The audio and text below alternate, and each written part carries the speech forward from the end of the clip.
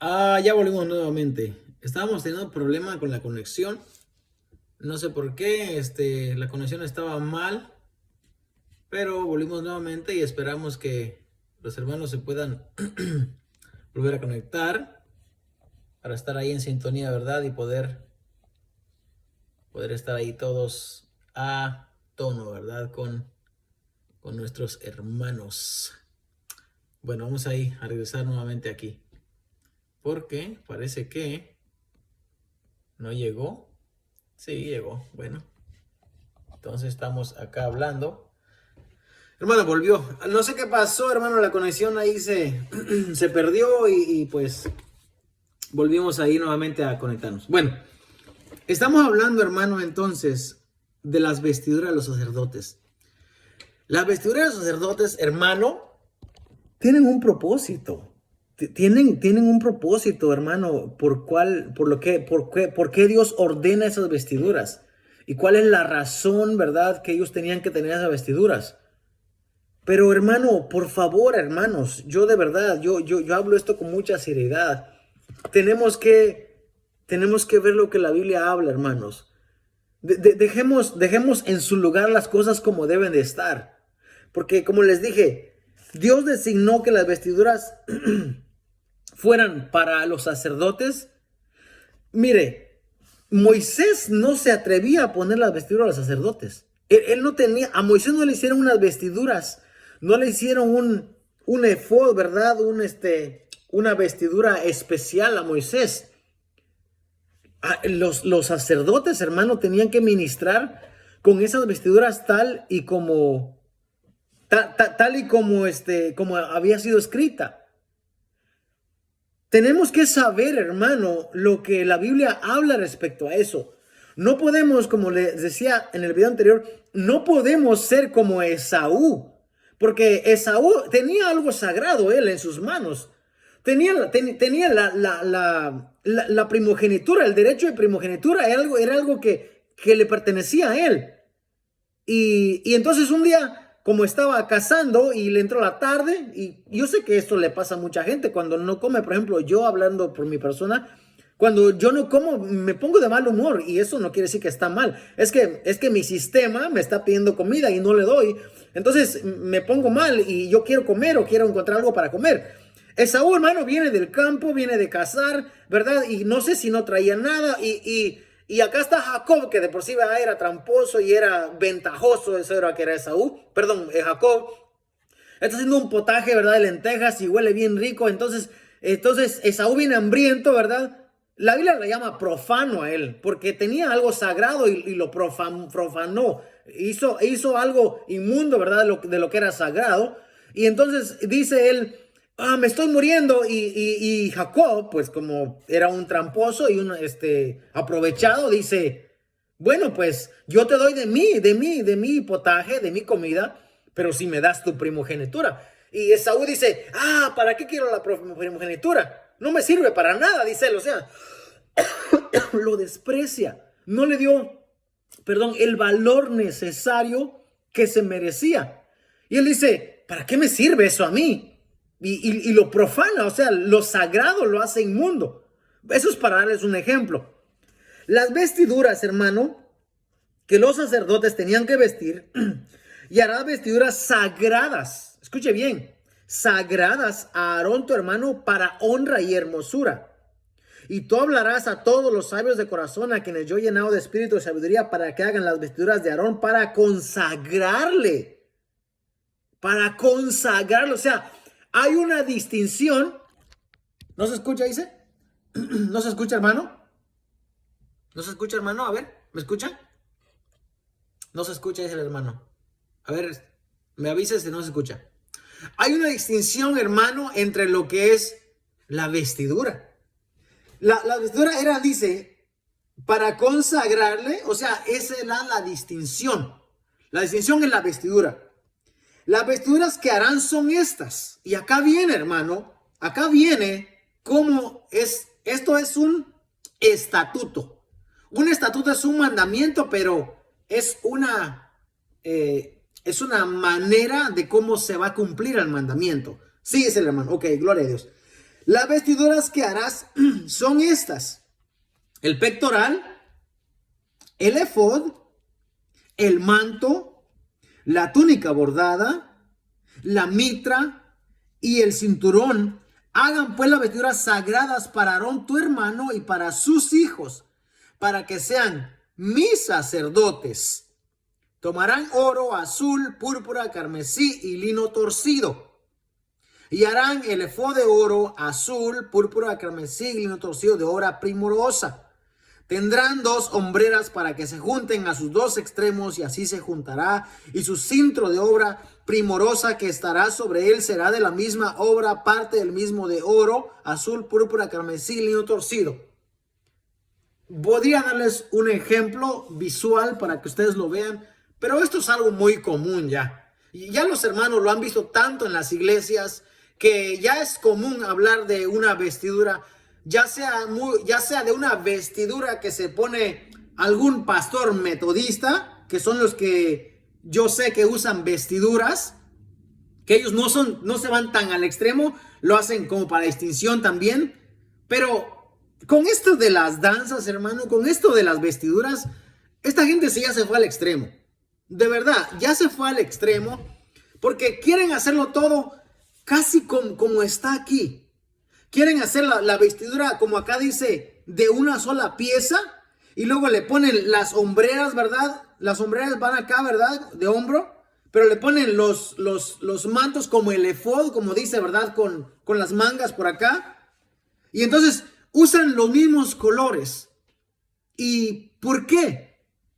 ¿Por qué, hermano? ¿Por qué permitimos que algo que, si bien hoy en día no tiene validez, porque no hay sacerdotes hoy en día, pero fue algo que está escrito para un tiempo, hermano? Para un tiempo, y para que eran las vestiduras que los distinguían, para darle gloria y para realeza. Y les voy a explicar por qué. Porque el sacerdote, hermano, es un tipo de Jesucristo. Si estoy mal en la terminología, me corrigen. Es un tipo de Jesucristo. Porque Jesucristo es el sumo sacerdote que Dios le da una vestidura en el libro de Apocalipsis 19 que contienen, hermano, por ejemplo, estos colores, el color azul, el color de la realeza, ¿verdad? Que vestían los reyes. Púrpura. Les voy a dar un ejemplo acá. El color púrpura, hermano, fue una vestidura que los reyes utilizaban también. Y a Jesús, hermano. Y esto es con lo que hay que tener cuidado. Porque estos colores, hermano, tenían una representación. Marcos 15:17, por hablar de alguno de ellos, les voy a explicar. Marcos 15:17 dicen esto. Y esto eran los romanos, hermano, burlándose de Jesús. Burlándose de Jesús, porque no lo estaban haciendo para darle honra, ni gloria, ni glorificar a él. Dice acá: entonces los soldados le llevaron dentro del atrio, esto es al pretorio, y convocaron a toda la compañía y le vistieron de púrpura. ¿Estaba mal eso? No estaba mal si se lo hubieran dado en el contexto de lo que era el color púrpura. No estaba mal. Pero miren, lo que sigue diciendo sí señala que estaba mal. Porque dice: y poniéndole una corona tejida de espinas, comenzaron luego a saludarle. Se están burlando de él. Le están poniendo la vestidura de los reyes, que es color púrpura, y le están poniendo una corona de espinas, y se empiezan a burlar de él. Y le dicen: salve, rey de los judíos. Ese saludo de salve era lo mismo que cuando decían: larga vida al rey. Larga vida al rey. Salve, es lo mismo. Salve, rey de los judíos. Y le golpeaban en la cabeza con una caña y le escupían. Y vean lo que siguen haciendo. Y puestos de rodillas le hacían reverencia. No le están haciendo reverencia como rey. Se están burlando de él. Se están burlando de él poniéndole la vestidura de color que los reyes vestían. Después de haberle escarnecido, que quiere decir burlado de una manera insoportable, le desnudaron la púrpura. O sea, se lo pusieron para burlarse de él. Mofándose de él, le ponen la vestidura de color púrpura y luego se la quitan, le ponen sus propios vestidos, pero ya se burlaron de él, ya le escupieron, ya le golpearon, ya le hicieron burla en reverencia, en burla, ya le dijeron larga vida al rey y saben ellos que se están burlando de él. Vuelvo al punto acá. La vestidura, hermano, los colores tenían una representación, hermano. De verdad, tenían una representación. Por ejemplo, el color rojo, hermano. El color rojo, que es una vestidura de los sacerdotes en el Antiguo Testamento. Lo vemos más adelante acá. El capítulo 19 del libro de Apocalipsis. Su verso 13 dice, esto es Jesucristo. El verso 11 dice, entonces vi el cielo abierto y he aquí un caballo blanco y el que lo montaba se llamaba Fiel y Verdadero. Esto es Jesucristo. Y con justicia juzga y pelea. Sus ojos eran como llama de fuego y había en su cabeza muchas diademas. Las diademas, hermano, la corona de espinas que estos soldados romanos le pusieron en la cabeza de él, como burlándose de él, que él no era rey, burlándose de él, que estaba loco, como dijo, ¿verdad? Este Herodes. Acá Dios, acá el Padre, ¿verdad? Acá Dios le da una vestidura real a él, hermanos. Y le pone en su cabeza las diademas, ¿verdad? Los símbolos. Las diademas, hermano, era algo que los reyes se ponían cuando ganaban una victoria. Acá Dios viste a Jesús con una vestidura real, hermano, y le da, hermano, unas diademas, dice, y no solamente eso, sino que dice, estaba vestido de una ropa teñida en sangre, y su nombre es el Verbo de Dios.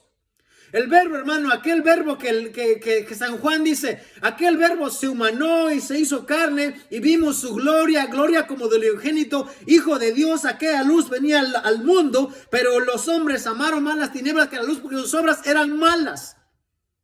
Acá dice que su nombre es el Verbo de Dios. San Juan 1 dice, en el principio era el verbo y el verbo estaba con Dios y el verbo era Dios. Acá dice que su nombre es el Verbo de Dios, pero está vestido de una ropa teñida en sangre. Una ropa carmesí, una ropa roja, hermano. ¿Qué nos dice el libro de las vestiduras, hermano? Que tienen unos colores que tienen que ser específicamente para el sacerdote. Púrpura, carmesí, azul, porque tienen una representación, hermano. Los colores tienen una representación en la vestidura del sacerdote. Porque más adelante vemos que Jesucristo es el sumo sacerdote, el impecable, el que no tiene pecado, el que es santo. Hermano, las vestiduras de sacerdotes están representando a Jesucristo. Las vestiduras te están representando al Maestro, a Jesús. ¿Por qué entonces sacamos hoy en día las vestiduras de los sacerdotes y lo hacemos meramente un show? Lo hacemos meramente una presentación. ¿Cómo me quiero ver? ¿Me quiero parecer al sacerdote del Antiguo Testamento? No, hermano. Agarremos en contexto lo que la Biblia está enseñando. Y no podemos sacar esa parte de la Biblia y hacerlo para una vestidura común y corriente que yo me voy a poner para dar una presentación. No, eso está mal. Yo no estoy hablando de que estamos en la ley, ni estoy hablando... Mira, si te veían en aquel tiempo, con esas vestiduras te apedreaban. Porque no las podías poner. Pero eso no nos da derecho, que no vivamos en la ley, no nos da derecho a que hoy en día agarremos esos mismos atuendos. A ver, ¿por qué no entonces, atrévete a hacer un arca? Atrévete a hacer, incluso, hermano, voy más allá. La iglesia, hermano, de Dante Gebel, de este pastor, ¿verdad? De Los Ángeles, California, se han atrevido a hacer un arca y a poner querubines por encima y a pasearlo por el medio de la iglesia. Oye, ¿tú crees que eso es correcto? Aunque eso representaba la presencia de Dios, ¿tú crees que está bien hacer hoy en día un arca y lucirlo por la calle? Claro que no. Ok, entonces, ¿por qué entonces hoy en día es normal para nosotros ver que la gente hace saca estas vestiduras y las pone, se pone a lucirlas como que fuesen, hermano, como que hubiese sido dedicado para cualquier hombre. No, hermano, había sido dedicado para los sacerdotes, porque los sacerdotes, hermanos, son tipo o prototipo, ¿cómo se dice? O el antitipo, como quiera llamarle, de Jesucristo. Dios va a vestir más adelante a Jesucristo con una vestidura real, con estos colores, hermano, con las diademas sobre su cabeza. Dios lo va a vestir más adelante. Tiene, hermano, esto un principio, tiene un comienzo, tiene una razón de ser. ¿Cómo la iglesia, hermano, se ha encajonado hoy en día, se ha metido en una cajita y no quiere saber lo que la Biblia dice? Y queremos sacar cosas fuera de contexto y ponerlo a nuestro diario vivir y pensar que eso está bien. Tú, hermano, piensas hoy en día que eres un sacerdote. No eres un sacerdote. No importa qué pastor seas, ni de dónde me escuches, tú no eres sumo sacerdote. Tú no vas a ponerte en el lugar de Aarón y empezar a recibir los diezmos, las primicias, empezar a recibir la redimición de los primogénitos y a comerte las primicias, porque tú no eres sacerdote. También tú estás pecando, también tú estás mal. Y pobre del ignorante que no tiene la Biblia o que no la conoce, pero tú siendo un pastor y estás enseñando esto, estás mal. Es profano, tan profano como lo es Esaú. Como lo fue Esaú. Porque, ¿qué dice la Biblia respecto a eso? ¿Qué dice la Biblia respecto a eso? Isaías 1:18 dice: venid luego, dice Jehová, y estemos a cuenta. Si vuestros pecados fueren como la grana, como la nieve serán emblanquecidos. Si fueren rojos como el carmesí, vendrán a ser como blanca lana. Entonces, ¿qué representaba el color rojo? Significaba, hermano, que Cristo, como sumo sacerdote, se va a presentar como ofrenda misma, Él, una ofrenda perfecta, y con su sangre nos va a limpiar de nuestros pecados. Nos va a emblanquecer nuestros pecados. Eso significa. Tiene un significado las vestiduras de los sacerdotes. Tiene un significado los colores. ¿Y en qué nos quedamos hoy en día? Nos quedamos, hermano, en que agarramos la Biblia, agarramos lo que la palabra de Dios dice. Está escrito aquí para nuestra enseñanza. Para nuestra enseñanza. No lo podemos agarrar, hermano, aunque no estamos en la ley. Pregúntate, cuando ellos estaban en la ley, ¿hicieron acaso lo que se llama un sacrilegio? Sacrilegio, hermano, lo que las cosas santas tomarlas por impuras. No, de ninguna manera. Entonces sigue diciendo: asimismo, Cristo no se glorificó haciendo de sumo sacerdote, sino que hubo alguien que le glorificó. Y Cristo, en los días de su carne, ofreciendo ruegos y súplicas. ¿Se acuerdan que él dijo que estaba en el Getsemaní? Dijo: Padre, si es posible, haz de que pase de mí esta copa, pero que no sea mi voluntad sino la tuya. Porque la copa que iba a tomar era la copa de la ira de Dios, el cáliz de la ira de Dios, que era derramado por nosotros los pecadores. Porque todos pecamos, Romanos 3:23. Porque cuando todos pecamos, todos estamos destituidos de la gloria de Dios. Mas Dios muestra su amor con nosotros, en que siendo un pecador, Cristo murió por nosotros. Acá está Jesús, con gran clamor y lágrimas, que sus lágrimas, hermano, dice que eran como gotas de sangre hay un término médico, creo que es neumatoma, no estoy muy seguro del término médico. Cuando la persona está sufriendo y su dolor es tan grande que se empieza a sudar gotas de sangre. Y este es Jesús.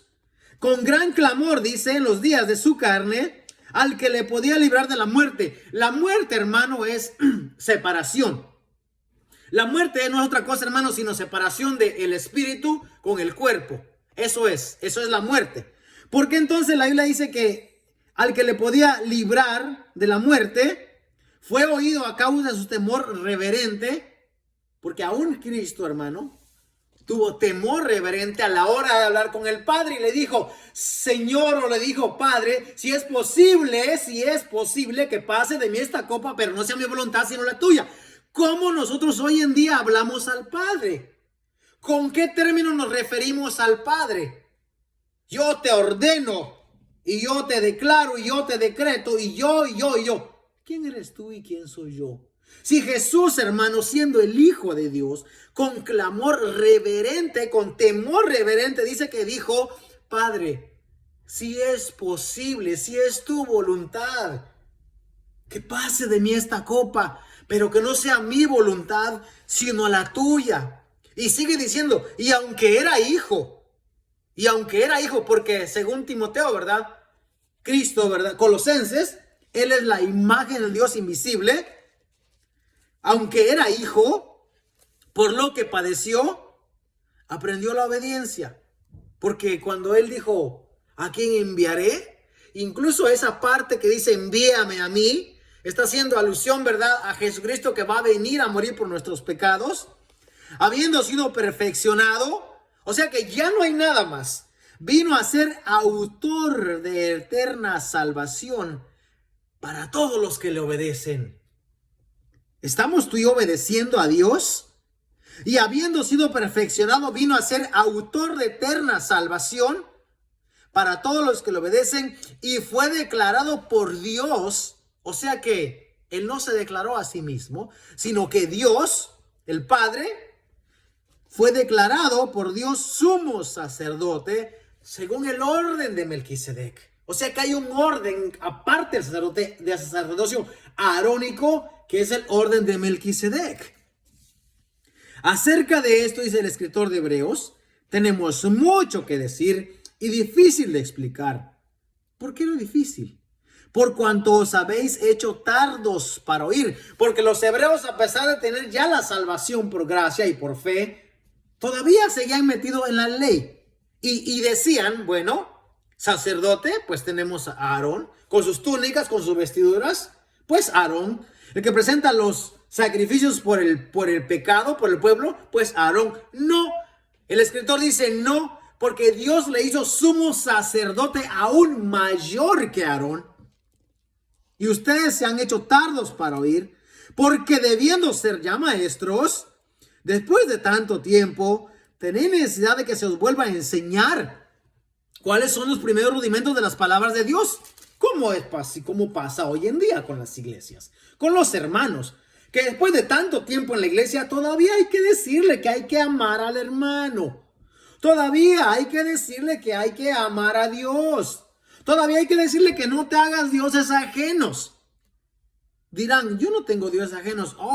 Pero ¿cómo se dice? Idolatras a tus hijos más que a Dios. Pero idolatras tu trabajo más que a Dios. Ouch, ahí como que duele, ¿verdad? Pero idolatras tu carro más que a Dios.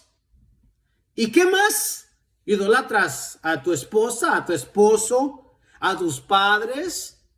Y Cristo dijo, cualquiera que no deje padre y madre no puede ser llamado mi discípulo. No. Y hay gente que idolatra tantas cosas.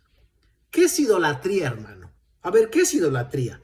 Idolatría, hermano, no es, aunque también eso es parte de idolatría. Rendirle culto a alguien que no sea Dios. Pero idolatría, generalmente, hermano, generalizando, es todo aquello que ocupa el lugar de Dios. Todo aquello que ocupa el lugar de Dios. Si esto no es relevante a lo que la palabra de Dios dice, si lo que estoy haciendo no es concerniente a lo que la palabra de Dios dice, yo me convertí en un idólatra. Por eso es que nuestra comunión debe ser personal y directa todos los días con Dios. Porque si es todos los días, va a ser todo el tiempo. ¿Por qué? Porque debiendo ser ya maestros, dice, después de tanto tiempo, tenéis necesidad de que se os vuelva a enseñar cuáles son los primeros rudimentos de la palabra de Dios. ¿Qué dijo Jesucristo? He aquí el reino de Dios con ustedes. ¿Qué es el mandamiento? Ama a Dios sobre todas las cosas y a tu prójimo como a ti mismo. Eso es lo que dijo. Pero esto hay que volver a enseñar nuevamente en las iglesias. Porque hay mucho niño todavía. Niño no en el buen sentido, en el mal sentido, porque debiendo ser ya maestros, todavía hay que volver a enseñarles. Y dice, y habéis llegado a ser tales que tenéis necesidad de leche y no de alimento sólido. ¿Por qué la iglesia no puede tener alimento sólido hoy en día? ¿Por qué? Por dos cosas, pero principalmente la razón número uno es porque no hay maestros que enseñen la palabra de Dios. ¿Y por qué no hay maestros? Porque son holgazanes, porque son flojos, porque no quieren aprender, porque son tibios. Esa es la verdadera razón. Porque si tú eres un maestro, tú eres un pastor, tú eres alguien que enseña, bueno, pues debes de prepararte en la palabra de Dios para que tengas que enseñar.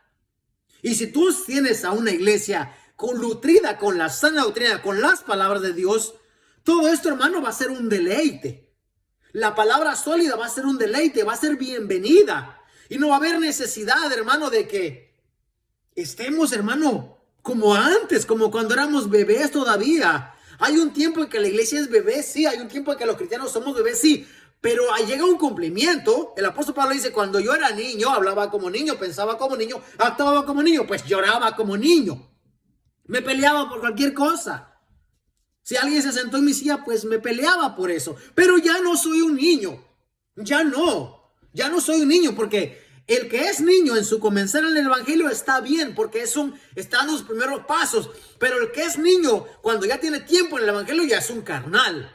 Ya no es un niño, ya es un carnal. Porque se anda peleando por cualquier cosa. Eso ya es un carnal. Imagínense a la gente que lleva 10 o 15 o 20 años en el evangelio y no me soporta porque estoy predicando la palabra de Dios. Eso ya no es una niñería, es una carnalidad. Porque, ¿qué estoy diciendo yo que no está en la palabra de Dios? ¿Qué es lo que decimos los maestros que enseñamos la palabra de Dios? Nada que venga de nosotros.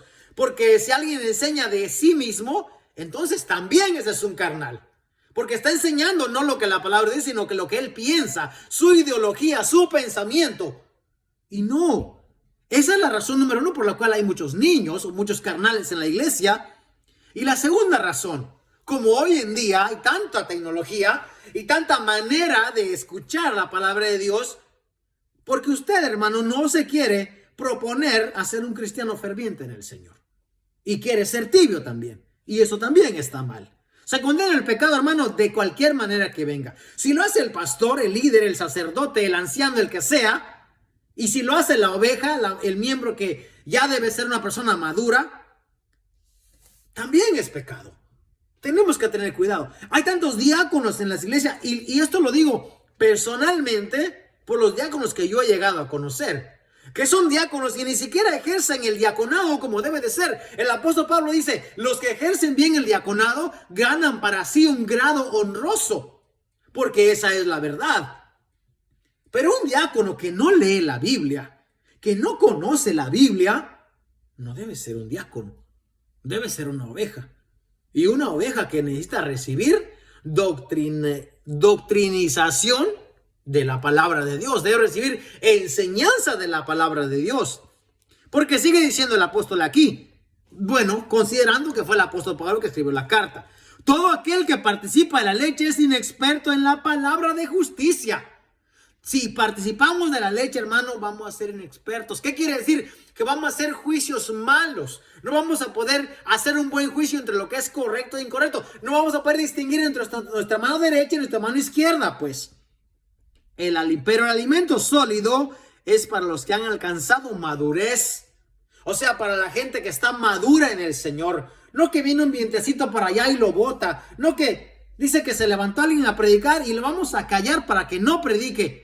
Oye, eso no te debería de preocupar, hermano. Si tú eres una persona madura y recibes el alimento sólido, deja que hable el que hable. Porque al final y al cabo, si no es palabra de Dios, como dijeron aquel concilio, ¿verdad? Aquel gran maestro de la ley Gamaliel, si esto es de Dios, va a permanecer. Y si no, pues se va a desparramar. Pero si es de Dios y ustedes lo impiden, tengan cuidado. Hermano, si tú eres una persona que ha alcanzado madurez, debes de tomar el alimento sólido. Si no lo estás tomando, quiere decir que eres un niño.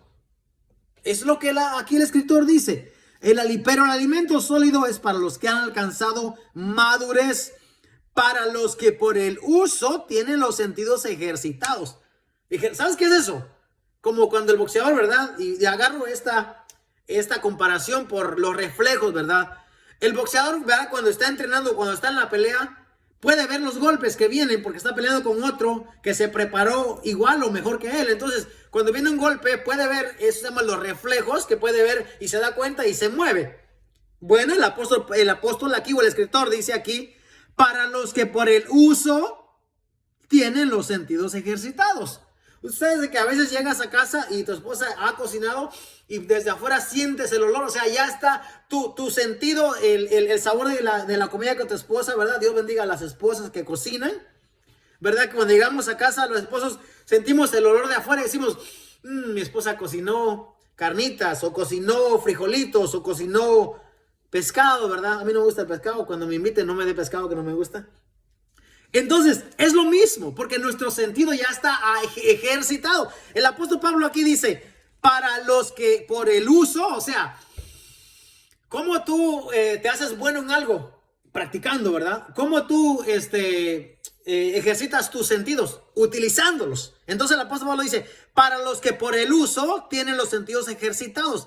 ¿Qué es el uso, hermano? Yo te voy a decir aquí. No es llegar a tu casa a la iglesia y tirar la Biblia o dejarla en la camioneta o bajarla y dejarla en la mesa de noche. Eso no es usarla. Eso no es usar eso no es ejercitar el sentido, hermano. Para los que por el uso tienen los sentidos ejercitados en el discernimiento del bien y del mal. ¿Cómo vas a saber tú eso? Fíjate.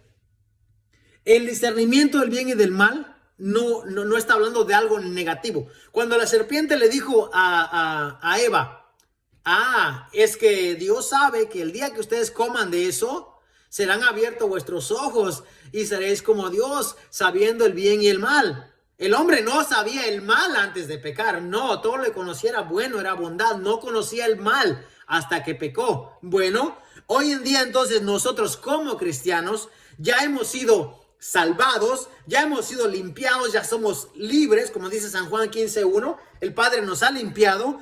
Y hoy en día, a través de la palabra de Dios, los que ejercitamos los sentidos del discernimiento del Espíritu Santo, hoy en día, a través de la palabra de Dios, podemos discernir entre lo que está bien y lo que está mal. ¿Por qué? Porque el apóstol Pablo dice que el espiritual dice que juzga todas las cosas, pero él no es juzgado por nadie. ¿Por qué? Porque si es espiritual va a hacer las cosas bien.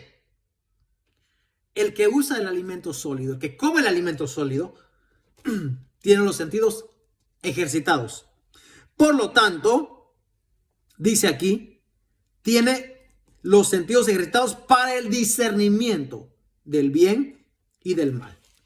Nosotros sabemos hoy en día, hermano, el apóstol Santiago dice, ¿verdad? ¿Es el apóstol Santiago? Quien dice, todo aquel que sabe hacer lo bueno y no lo hace, le es pecado. O sea que, ¿qué debemos hacer, hermano, hoy en día? La enseñanza que trajimos apenas vimos la vestidura de los sacerdotes. Es que es extensa la vestidura. Solo nos quedamos en la vestidura y hablamos mucho, gracias al Señor. Vamos a seguir hablando del sumo sacerdote.